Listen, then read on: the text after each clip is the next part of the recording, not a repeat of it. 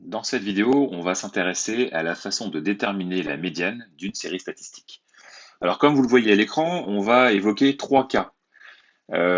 Pourquoi trois cas? Parce qu'on a trois cas de figure différents qui peuvent se présenter à vous. Alors, on va s'intéresser au premier cas.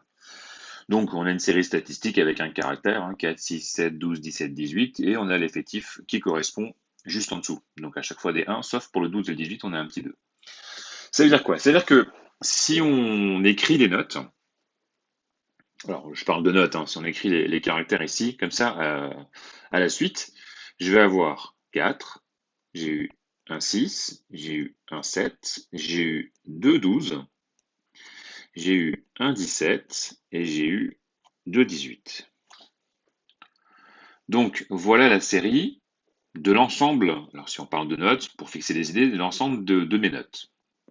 Vous voyez bien apparaître les deux 12 et les deux 18. Si je m'intéresse à la médiane, qui dit médiane dit notion de moitié. On va donc s'intéresser à la moitié de cette série. Ça veut dire que avant ma médiane, il faut que j'ai 50% de mes notes, et après ma médiane, il faut que j'ai 50% également de mes notes. Alors, on va regarder un peu ce qui se passe ici. Vous observez que j'ai un nombre total de 8 notes. Ça veut dire que je peux partager cette série en deux parties égales de 4 notes et 4 notes. Là, j'ai les 4 premières, et là, j'ai les 4 suivantes. Donc j'ai bien partagé ma série en deux parties égales.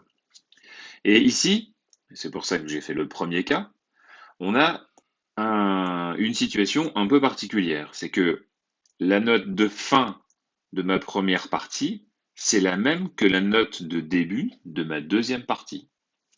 Alors c'est assez pratique, parce que ma médiane, eh ben, elle est au milieu là, tac, et le milieu entre 12 et 12, eh ben, c'est 12. Donc ça, c'est le premier cas de figure.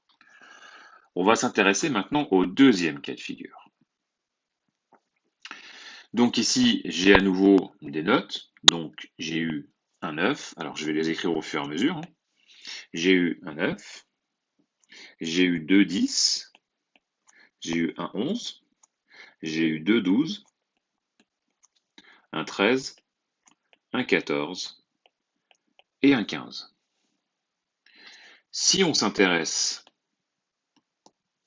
à l'effectif total, ici, contrairement à mon premier cas de figure, j'ai un effectif de 9 notes. C'est aussi un cas particulier au niveau de la détermination de la médiane, parce que ici, il va falloir que je réussisse à couper ma série en deux parts. Ça, c'est la première, et ça, c'est la deuxième. Et au milieu, j'ai effectivement une note qui est toute seule, une sorte d'arbitre si on a deux équipes de part et d'autre. Et bien, cette note-là, c'est ma médiane. Donc là, on est dans un cas de figure où j'ai un effectif impair. Dernier cas de figure, j'ai cette fois-ci un effectif total de 10. Donc vous allez me dire, ouais, mais c'est facile, concrètement, je me retrouve dans le premier cas de figure où j'avais un effectif pair. Oui, mais vous allez voir qu'il y a une petite différence.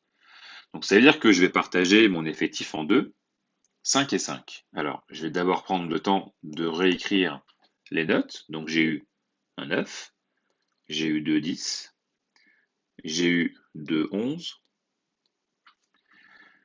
j'ai eu deux 12, j'ai eu un 13, un 16 et un 18. Jusque-là, tout va bien. Je vais m'intéresser maintenant à mon premier paquet de 5. Il vient s'arrêter ici. Et mon deuxième paquet de 5, il vient s'arrêter là. Sauf que contrairement au cas numéro 1, la fin de ma première série, je m'explique, la fin de ma première série est cette fois-ci différente du début de ma deuxième. Alors pour régler ce petit problème, ça ne va pas être très compliqué. La médiane, ça va être la moyenne de ces deux. Donc on va faire 11 plus 12 divisé par 2. Donc ici, ma médiane va être de 11,5.